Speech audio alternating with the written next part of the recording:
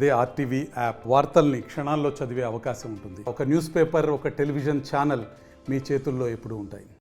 Work board chairman, మాజీ Nellore municipal corporation mayor Aziz గారికి, గిరిధర్ రెడ్డి గారికి,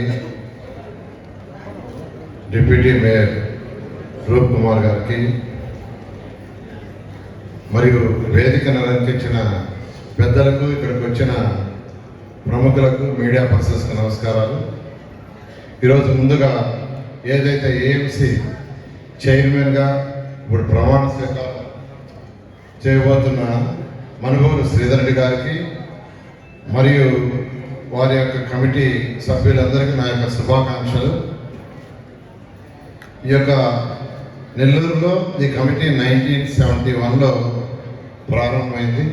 అనేక మంది చైర్మన్లు యాక్చువల్గా ఈ యొక్క మార్కెట్ కమిటీకి చైర్మన్ గాను, డైరెక్టర్ గారు చేశారు. నేను శ్రీధర్ గారి గురించి చెప్పేది ఏంటంటే, వాళ్ళందరూ చేసిన దానికంటే మిన్నగా చేయమని వారిని రిక్వెస్ట్ చేస్తున్నాను. ఈ మార్కెటింగ్ కమిటీలో అటు వ్యవసాయదారులకి, వ్యాపారస్తులకి సరిహద్దు కుదిరిస్తూ వారి వ్యాపారాలు సక్రమంగా చేసుకునేటట్టుగా, వ్యవసాయదారులు కూడా లాభదాయకంగా ఉండేటట్టుగా ఈ యొక్క కమిటీ చేయాలని మరొకసారి నేను యాక్చువల్గా వాళ్ళందరికీ తెలియజేస్తున్నాను. మీకు అందరికీ తెలుసు, ఈ ఎలక్షన్స్ ముందు మేనిఫెస్టోలో, ఎన్డీఏ ప్రభుత్వం రాకముందు మేనిఫెస్టోలో రైతు సోదరులకు 20,000 ఇస్తామని చెప్పడం జరిగింది. ఖజానా ఖాళీ. గత ముఖ్యమంత్రి 10 లక్షల కోట్ల పైగా అప్పు చేసి వెళ్ళారు. ఆ అప్పు తీర్చే బాధ్యత ఎవరంటే మనందరిదే. ఈరోజు మీ అందరికంటే ట్యాక్సులతోనే అప్పు తీరుస్తున్నాం.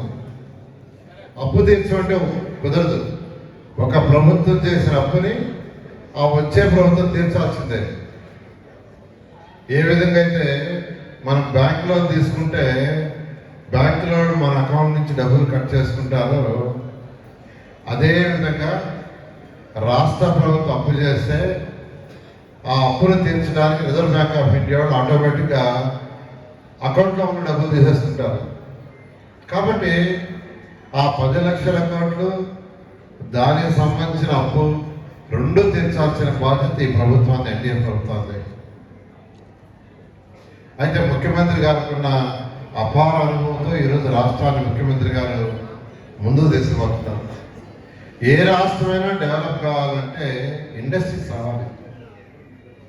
అది అగ్రికల్చర్ ఇండస్ట్రీస్ కావచ్చు, నాన్ అగ్రికల్చర్ ఇండస్ట్రీ కావచ్చు.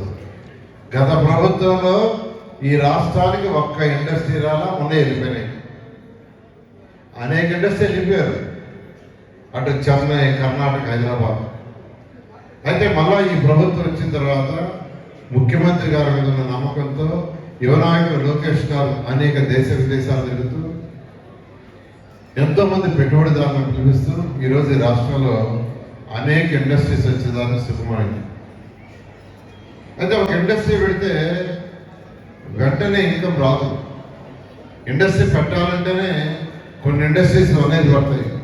కొన్ని 2 సంవత్సరాలు, కొన్ని 3 సంవత్సరాలు, కొన్ని 4 సంవత్సరాలు. ఏదైనప్పటికీ ఈ రాష్ట్రంలో ఎక్కువ ఇండస్ట్రీస్ రావాలా, మన పిల్లలకు ఉద్యోగాలు రావాలా, రాష్ట్ర ఆర్థిక స్థితి పెరగాలి, రాష్ట్రంలో ప్రజలకు సంక్షేమం చేయాలి, అదేవిధంగా డెవలప్మెంట్ చేయాలి.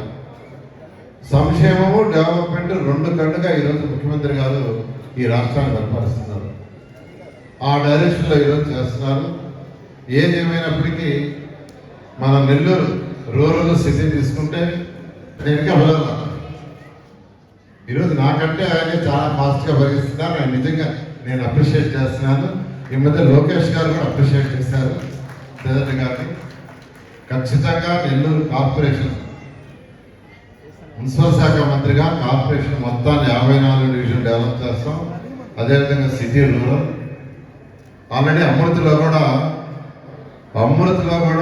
రూరల్కి దాదాపు 350 కోట్లు యాక్చువల్గా శాంక్షన్ చేస్తుంది. ఈ నెలాఖరు టెండర్స్ కూడా వస్తాయి నెక్స్ట్ మంత్ సెప్టెంబర్లో. అది కూడా వస్తే అనేక వర్క్స్ దాదాపు 350 కోట్ల పైగా వర్క్స్ టేకప్ జరుగుతాయి. ఈ విధంగా నెల్లూరు మున్సిపల్ కార్పొరేషన్ 2014 ఆ విధంగా చేస్తారు, మీ అందరూ తెలియజేస్తున్నాను.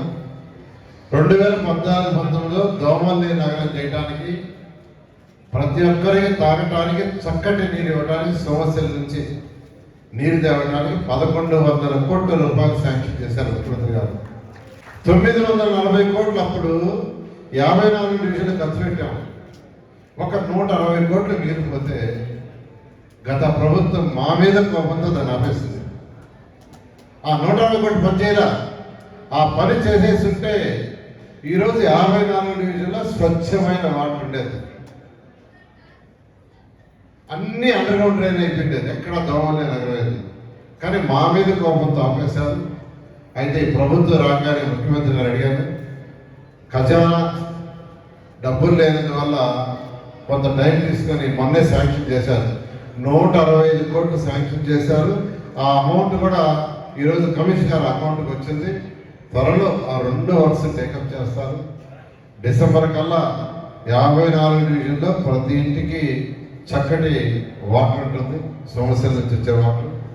అండర్గ్రౌండ్ డ్రైనేజ్ కూడా 54 డివిజన్లో అవన్నీలో కంప్లీట్ చేస్తామని తెలియజేస్తూ మరొకసారి ఈ కమిటీ చైర్మన్ గారికి, తర్వాత వైస్ చైర్మన్ అనేది శేఖర్ గారికి మరియు వాళ్ళ కమిటీ వాళ్ళందరికీ మరొకసారి శుభాకాంక్షలు చేస్తూ ఈ కమిటీని బాగా నడిపించి అటు వ్యాపారవేత్తలకి, ఇటు అగ్రికల్చర్ పీపుల్కి, వాళ్ళందరికీ లాభదాయకంగా వాళ్ళ యొక్క వ్యాపారాలు కానీ అగ్రికల్చర్ కానీ చేసే విధంగా మీరు పాలసీ చేసి ముందుకు పోవాలని కోరుకుంటూ సెలవు తీసుకున్నాం. Thank you. జిల్లా అధ్యక్షుని మళ్ళా ఇంకా ఎన్నుకోలే. అప్పుడే నాకు రూరల్కి ఆ అధ్యక్షుడు ఇస్తారా, నాకు ఇది ఇస్తారా అని అప్పుడే స్టార్ట్ చేశాడు ఆయన. సో ఒక మంచి కార్యకర్తల గురించి ఆలోచించే వ్యక్తి ఉండడం కానీ మీ అందరికీ అదృష్టం అని తెలియజేస్తూ, మరి ఈ కార్యక్రమానికి నన్ను కానీ ఆహ్వానించడం ఎంతో సంతోషంగా ఉంది. మరోసారి ఈ కమిటీ మెంబర్స్ సభ్యులకు అందరికీ మరోసారి అభినందనలు తెలియజేస్తూ సెలవు తీసుకుంటున్నాను. జై హింద్. ఎందుకంటే రాష్ట్ర స్థాయిలో ముఖ్యమంత్రి చంద్రబాబు నాయుడు గారి తర్వాత, యువ నాయకుడు నారా లోకేష్ గారి తర్వాత, పవన్ కళ్యాణ్ గారి తర్వాత నెల్లూరు జిల్లా వాణి వినిపించాలంటే మాకు నారాయణ గారే అందుకు ఒక రహదారి. కాబట్టి నారాయణ గారు, మీకు అన్నీ తెలుసు. జిల్లా తెలుగుదేశం పార్టీ కార్యాలయంలో జిల్లా ఇన్ఛార్జి మంత్రివర్యులు మీరు, మరో మంత్రివర్యులు ఆనవ రామనారాయణ రెడ్డి గారు, ఎంపీ వేమిరెడ్డి ప్రభాకర్ రెడ్డి గారు, అదేవిధంగా ఎమ్మెల్యేలు అందరూ అబ్దుల్ అజీజ్ గారు అందరూ కూర్చున్నప్పుడు ఈ యొక్క జిల్లా స్థాయి పదవుల్లో భాగంగా జిల్లా గ్రంథాలయ సంస్థ చైర్మన్ పదవి నెల్లూరు రూరల్కి మీరు కేటాయించారు. మీరు ఇచ్చినటువంటి అనుమతితో నెల్లూరు రూరల్లో ఉండే నాయకులందరితో చర్చించి జలదంకి సుధాకర్ గారిని ఎంపిక చేసి పంపించాము. ఎందుకని చెప్తున్నానంటే, నేను 3 ఎన్నికల్లో పోటీ చేశాను, 14, 19, 24. 14, 19లో 2 ఎన్నికల్లో కూడా నాకు వ్యతిరేకంగా తెలుగుదేశం పార్టీ కోసం జలదంకి సుధాకర్ కష్టపడి పనిచేశాడు. 3వసారి నేను తెలుగుదేశం పార్టీ అభ్యర్థి కావడంతో నా కోసం పనిచేశారు. తెలుగుదేశం పార్టీ నమ్ముకున్న నికార్సైనటువంటి కార్యకర్త, మొదటి నుంచి ఎన్టీఆర్ గారికి, బాలకృష్ణ గారికి ఏదైతే అభిమాని, అది ఇంకా జీవో రాలేదు. దయచేసి నారాయణ గారు బాధ్యత తీసుకుని మీరు చెప్పిన మాట ప్రకారం ఆ యొక్క జీవో వేగవంతంగా తెచ్చి జలదంకి సుధాకర్ గారిని అధ్యక్షుడిగా, మిగతా నియోజకవర్గాలకి డైరెక్టర్లు ఇచ్చారు. ఆ విధంగా కొంతమంది కార్యకర్తలకు అవకాశం వస్తుంది. ఆ జీవో ఇప్పించాలని కోరుతూ నారాయణ సార్ మాట్లాడే ముందు జనసేన నెల్లూరు రూరల్ కోఆర్డినేటర్ పావుజన్ని చంద్రశేఖర్ రెడ్డి గారు. మరిన్ని వీడియోస్ కోసం ఛానల్ ని సబ్స్క్రైబ్ చేయండి, లేటెస్ట్ అప్డేట్స్ కోసం వాట్సాప్ ఛానల్ ని ఫాలో చేయండి అండ్ లింక్ డిస్క్రిప్షన్ లో ఉంది.